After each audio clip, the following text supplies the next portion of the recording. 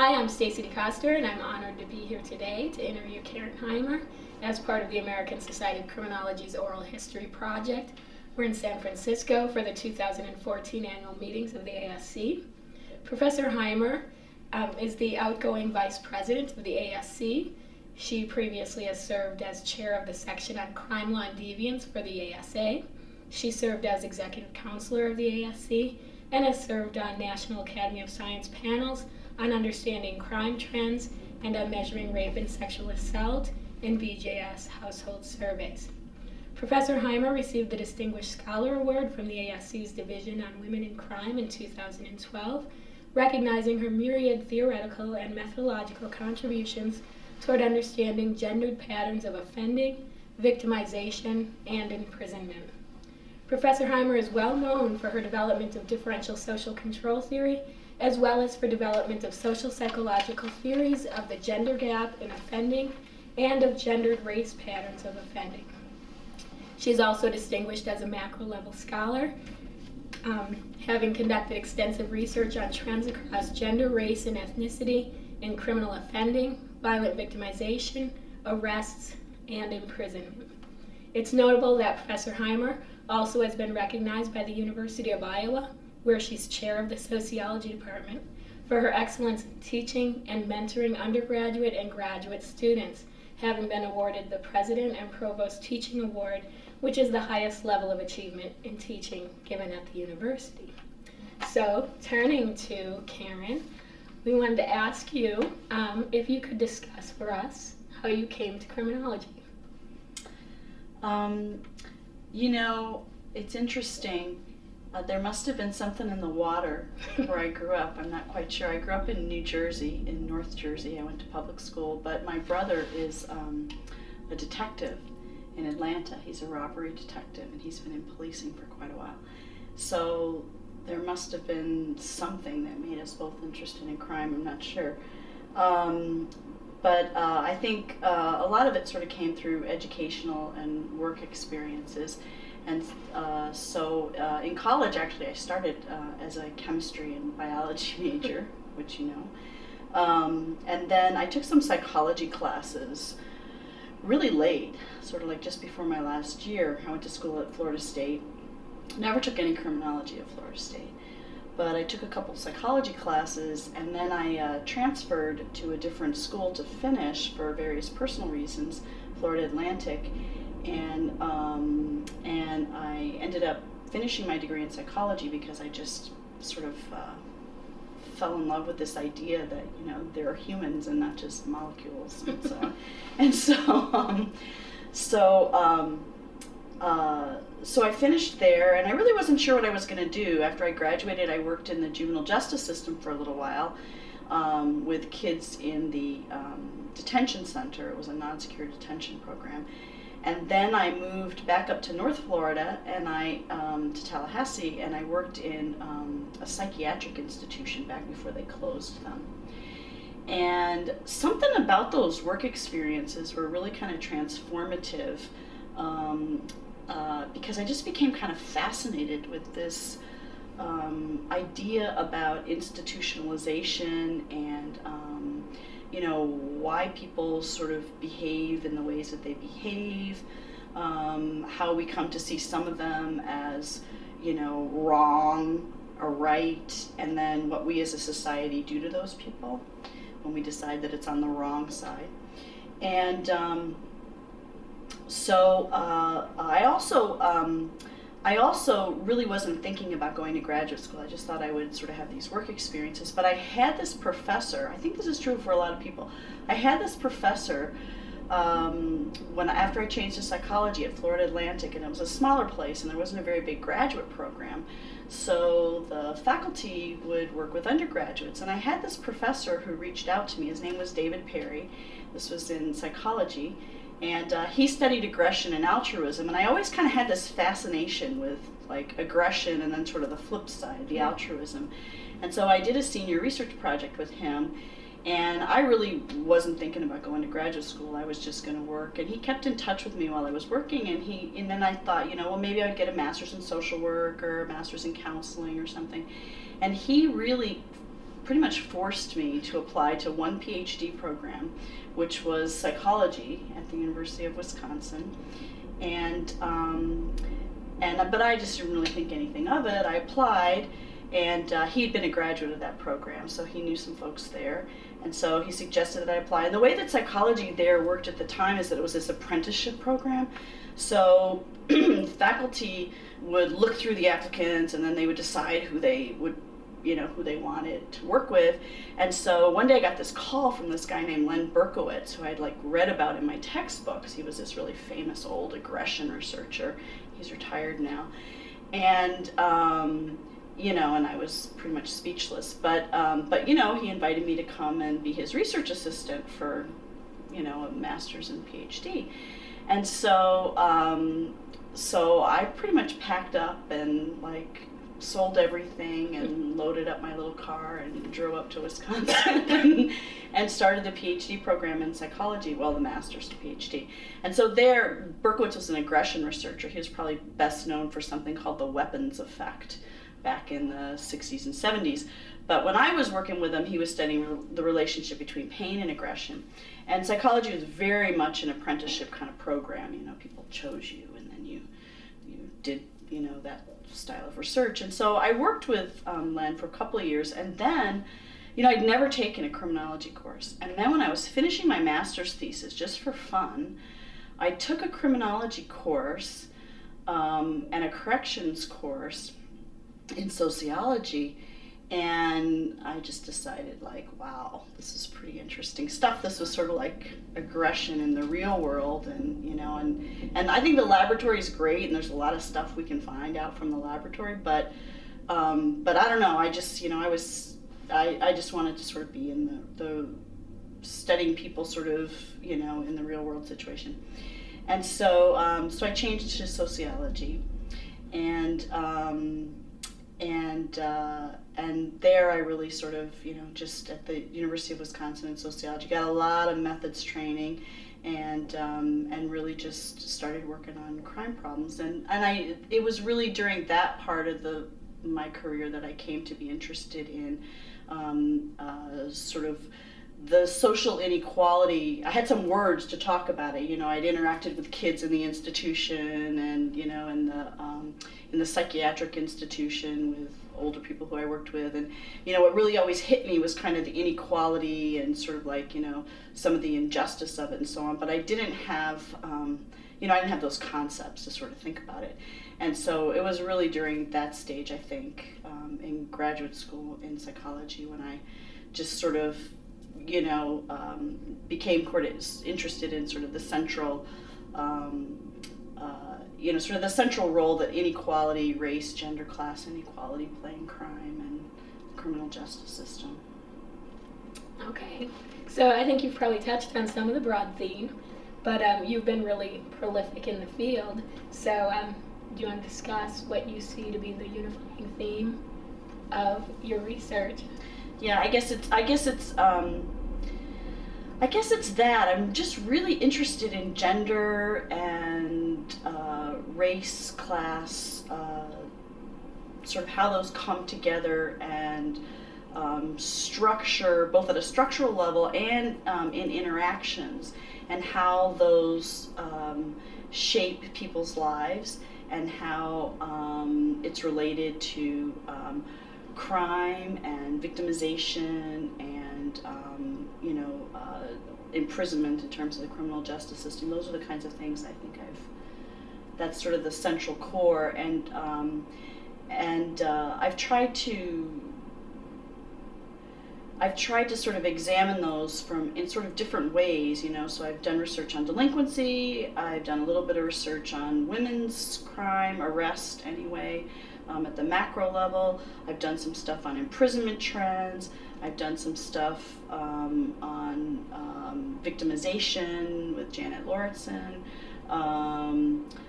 both at the macro level, and we've been using survey data and doing more things at the individual level as well. And so I think I'm just kind of fascinated with this issue, and so I sort of like to approach it from all these sides. So hopefully by the end of my career I'll be able to have sort of looked at it from all directions and maybe feel like I know a little something. I don't know.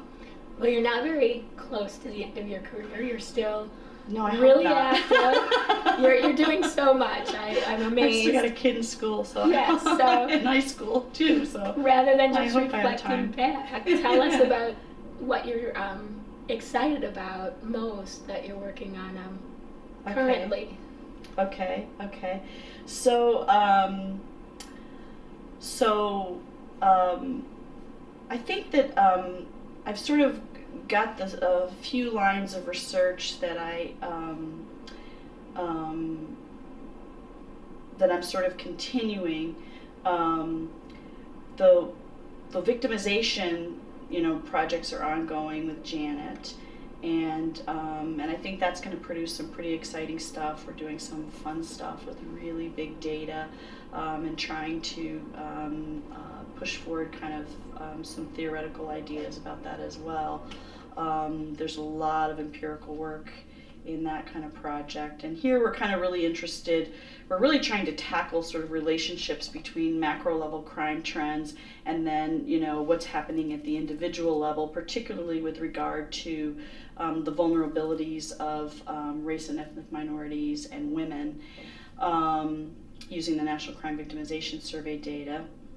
And I always kind of continue to dabble in the delinquency stuff, and so have been continuing to work on that. We have a new project together that I'm really excited about. That's a lot of fun. We're sort of moving into some qualitative work, which has been really exciting and interesting and a lot of fun. Studying women who are in prisons, perceptions of motherhood, and sort of how that plays off against these kind of general ideals of motherhood in society and the role that this has in their lives. And I'm continuing to do a little bit of work on, I've always sort of backburner do this kind of macro work on imprisonment trends and, race differences in the impact of imprisonment on women and just gender differences and so on. So I'm really pretty excited about all of those. At some point, I think I really want to figure out how all this fits together, but I really do think that the inequality piece is the kind of linchpin. I think that in terms of early influences, kind of intellectually, I think early on in graduate school I discovered Sutherland stuff, and then a little bit later on I think became more interested in kind of Mertonian kinds of ideas, and just that kind of combination of sort of the, how social structure really sort of shapes interactions, and how interactions in turn kind of create social structure, which to me is just symbolic interactionism. But I think that's sort of at the heart of how I like to think about all these things. And then in some projects, it's much more clearly focused on structural level kinds of things because that's where the data are at. And then other projects we could get at more the interactional things, which is why the new qualitative kinds of projects that we're thinking about are so interesting. Yeah, you're just piecing it all together. I know. And so what are the things that you like generally most about this career that you have? Well, what I like most about this is I don't have to do one thing. Even in terms of research, you can be interested in a core issue, and if you want to, you can choose to sort of pursue the question through the same theoretical approaches and the same methodologies. And I have to say that, like, my heart is always kind of in this interactionist sort of perspective, but with this kind of thinking about how structure shapes those interactions. As I have to say, my heart is there, but not everything I do really is taking that perspective. But I do think kind of at the core I'm really interested in how people make meaning of situations given kind of these structural constraints, and how that sort of shapes the direction that their lives take. So sort of a cyclical process. But but I kind of like the freedom to sort of come at that in all different ways, which I think is really cool. I'm not really sure what other kind of job affords you that kind of freedom. And then also just methodologically to approach things in different ways. That's been a ton of fun for me. I've always kind of enjoyed different kinds of research methods, and so that's been a ton of fun. Early on, I used survey data. Pretty much, I used only survey data up through tenure. I used survey data and, quantitative techniques for analyzing survey data. And then after tenure, I decided, there's questions that I want to think about that, I feel like constrained by what's available in these kind of like large-scale surveys. And so, I need to, figure out like how to collect and analyze macro level data. And so I spent some time doing that. And so that's sort of the imprisonment stuff and a little bit of stuff on gender differences in arrest and so on at city level. So sort of state level imprisonment and city level gender differences in arrest type things. And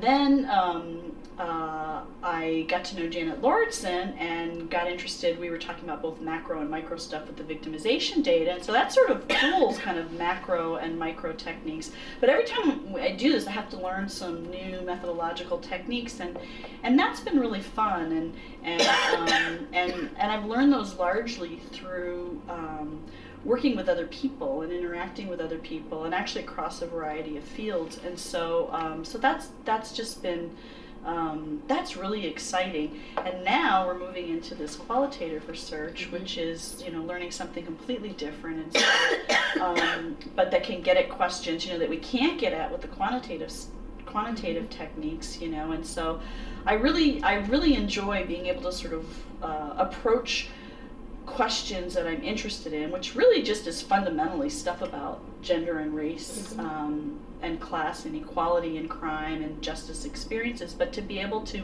approach that with different methodologies, different theoretical tools, different angles. I just think that's kind of fun to be able to do that for me. And then if somebody else chose to I think other people might decide like that they really want to pursue one particular kind of methodology or kind of theoretical approach, and we just have the freedom to do that, which is, we're pretty lucky. Yeah. And what's the question again? So well, now you've talked wonderfully about how there's the freedom in your research. So how about are there other aspects of the career, like the mentoring and the teaching, where you find a similar sort of wonder? So I've enjoyed the research parts of the career, and then I think tied up with that for me has been working with graduate students and young scholars too. I've really enjoyed working with a variety of people who I worked with when they were graduate students like you, and we continue to work together, really closely. But I've had the opportunity to work with other young scholars in recent years, like Keisha Johnson and Min Shia, and it's really fun to work with young scholars. And I've really, even in terms of maybe more the teaching side of mentoring, I've really enjoyed. I really enjoy teaching graduate students and working with graduate students collaboratively. I really believe that you learn to do research by working together and doing. That's how I learned to do research. And so I think, so I really enjoy that part of the career, working with graduate students. And I also even enjoy working with graduate students from other disciplines when I serve on their committees. And I also really, really like teaching, which is fun. I enjoy the undergraduates, and I enjoy undergraduate teaching, and I feel like my research interests really help me with my teaching, and I also feel like my teaching sometimes brings me to these points that really like give me an insight or give me some idea about my research. And we used to talk about that as the old like scholar-teacher model, and I don't know if that's so popular anymore to talk about, but I really feel like that's part of who I am. And I do learn a lot from teaching. You know, my best classes are when like I get something from it and I learn something, because I think like the students feed off that too. And it's not just in graduate classes that happens. It's sometimes in graduate classes, but a lot of times that happens in undergraduate classes for me as well. And so that's just another really exciting thing about this career, and I think a really important part. And now I started doing some administrative stuff. Yeah. So I just became department chair, and I have to admit that that was not something that I had planned to do now, or you know, was like, I can't wait to be department chair. That really wasn't like ever part of my thinking, but I knew I had to take a turn. And then some circumstances came up where I had to take my turn now. And you know, that's actually okay. You know, there are things about that I like as well. You know, I sort of like some of the administrative stuff as well. So it's been a steep learning curve, but it's been interesting. What are some of the things you like? I like putting things together. So I like, so I've only been chair a couple of months, but but we've developed a new major. We are pursuing, hasn't all been approved yet, but pursuing a criminology, law, and justice major within the sociology department. So I'm chair of sociology, so that will be a separate major. And along with that means that our faculty should grow in that area, and it's been kind of exciting to sort of put that together, in not so much in terms of writing it all up, but in terms of you know, working with the different players on campus that I've had to work with, and you know, with the different we have to work with the other institutions in the state as well to do that. And so, you know, that's really been kind of fun. And we're developing some other kinds of, you know, curricular stuff, but also just kind of, you know, working with faculty to think about, you know, like reinvigorating research centers. And so it's been kind of an exciting time actually to and I do enjoy that kind of interaction stuff and putting things together where you can kind of see that tangible, like, wow, we did this, you know. You know, now we've got this person in place directing this center, and they're really excited about it, and that's great for their career, and it's great for us in the university community, and great for the discipline, and so that's kind of fun. Yeah, I love that. So now you've seen sort of criminology, sociology from a variety of vantage points. You know, student, faculty member, head of the department, so active in the organization.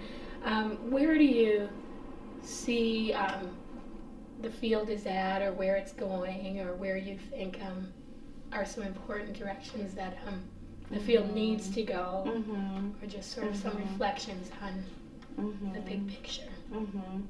Well, you know, when I was at my dissertation defense, my dissertation was on gender and delinquency. And when I was at my dissertation defense, one of my committee members, who shall remain unnamed, and this was in sociology, so it was mostly sociologists, but one of my committee members said to me, well, why are you studying gender and crime? Who cares about gender and crime? The real action is with the men. And so I thought, well, that's kind of interesting because, you know, here we're supposed to be in a discipline that's kind of like centered on inequality. And so, you know, yeah, there are important kind of, you know, class inequality issues in criminology, and there are important kind of, you know, race inequality issues in criminology, but I really don't think any of that gets understood apart from gender, just like you can't understand, you know, gender without considering class and race, and so and other, you know, dimensions of inequality as well, and so I mean, and that was 1989, and so wasn't like super early, but it's kind of interesting that, like, I don't think anybody would say that anymore in a dissertation hearing, because I think that studying gender and crime has become legitimate, and And lots of people do it, and lots of really prominent scholars are studying gender and crime around the world. And I think that I think that that's really important, because it's things like that that kind of keep inequality, studies of inequality, central in criminology.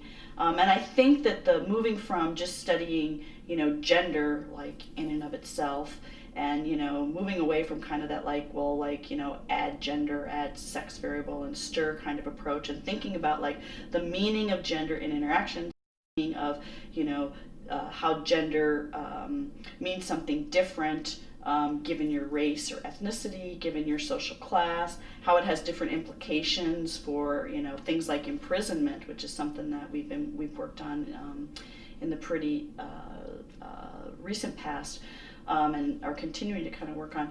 I think that's really kind of neat that criminology has that this has kind of grown in criminology.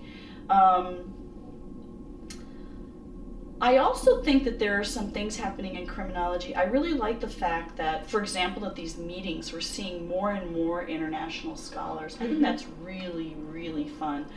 When I first started coming to ASC meetings, I think my first meeting was like 1987, maybe. It was Montreal, whenever meeting that was.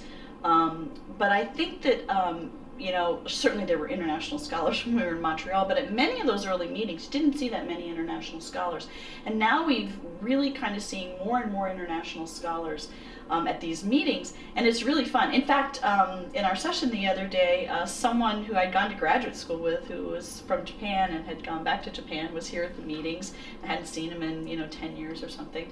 And so I think that's really important for criminology, that we are thinking more globally, and not just about theories that address kind of global or cross-national differences, but just sort of saying like, hey, you might be studying, interactions in prisons, in the Netherlands, and we might be studying, mothers' perceptions of, motherhood while they're in prison in the United States, and we have something to say to each other. And some of these things, may or may not be the same, cross-culturally, cross-nationally, and I think that's really exciting about criminology. Yeah. These days. Well, another change we've seen in the field has been that people are doing a lot more collaborative research. I've been really fortunate to be your mentee and collaborator, and I was wondering if you want to talk at all about some of your collaborations over time. Yeah, I think that I think it's interesting. The field has changed so much. At least sort of expectations at different checkpoints have changed so much. So before I was tenured, I was told, we were all told you have to publish so much of your stuff independently, and it has to be in this, that, or the other journal. And I do think that's really changed. It's changed for our assistant professors. They don't have to publish, alone to get tenure. And collaboration, I think, is more valued. And I think that's a really good thing, because, in a sense, collaborative work is always better, because you're bringing different perspectives to it. And the neat thing about collaborations is that we really, every time I collaborate with somebody, I learn a lot. It doesn't matter who that is. And so I've really enjoyed, I enjoy collaborating with graduate students, but I've really enjoyed that more after those graduate students, have kind of gone off like you, and and have your own career. And I think it's kind of nice that then we can come back together and just sort of, kind of continue to grow through that collaboration, learn new things. I learned so much from you. And just all your great creative insights. I've also had this great opportunity to collaborate with other folks recently, like Janet Lauritsen, in the last few years, and that's been really great, because I've learned so much about, victimization and different kinds of data, and it's really helped, me to think much more broadly even about the kind of inequality issue, sort of from a whole nother perspective.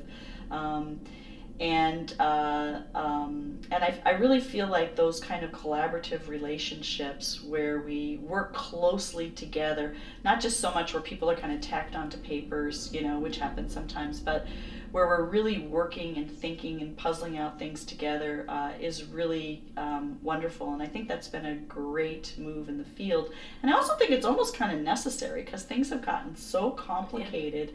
And people specialize in sort of different niches, and I think, like in many fields, practice fields or research fields, I think that being able to put those different expertises together is something that's really been good for the field and good for individuals in the field. So now you've been at University of Iowa for how many years now? I don't count. Okay, but let's not count it. But I went there in 1991. Okay, and you, before then, were at University of Arizona? Yes. So when I finished my PhD, I applied to a few places, and I had an offer from Iowa and a couple other places, but I took the Arizona offer. And I went there and was at Arizona for a year, and that was a really valuable experience. It was sociology, and Travis Hershey was still in the department at that time, and they had just, Arizona had strength in criminology. Gottfredson was in another department there, where someone from my graduate program actually ended up working in Mike's department, and it was really a great experience. Even though I wasn't at Arizona very long, it was a great experience to be on faculty with Travis. And before I went to Arizona, I was so scared because I'd come out of the differential association tradition, and those were in the days when, those fights were heated. The differential association social control debates were really heated, and Travis was just at that time developing self-control theory. In fact, the book had just been published, and we'd sort of read preprints in graduate school. So I was really nervous, but I learned so much because I thought, oh, he's gonna, hate me. But what was really interesting is that we sort of saw the world in the same way, just from different different theoretical vantage points. And I learned a lot from him, and he was really truly a great colleague. That was a great experience. I was really happy that I had that opportunity. Yeah. So are there any other sort of general insights you want to close with about the field, your career? I'm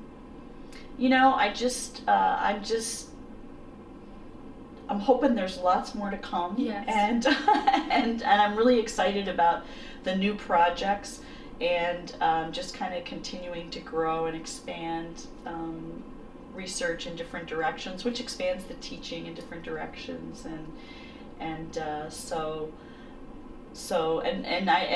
I really am committed to sort of pursuing this whole kind of the focus on gender, even though I sometimes dabble in other things where, gender is not the focus. That really is kind of my passion and my key interest. And, I think that the reason that's so important is that I always tell students in graduate school, there's a lot of stuff about this job that's great, but there's a lot of stuff about this job that's really hard, and there's a lot of disappointment that'll come your way and a lot of rejection. And the only thing that gets you through it is that you are passionate about whatever it is that you are interested in researching, and teaching. And so for me, that's this kind of inequality surrounding gender, and its kind of, intersections with race and class and so on. And so I'm really looking forward to that sort of growth in the field generally, by lots of other great scholars who are working on these kinds of issues. I think I speak for the whole field when I say we're lucky to have your passion. So thank you so much, Karen. This was really great. Thank you.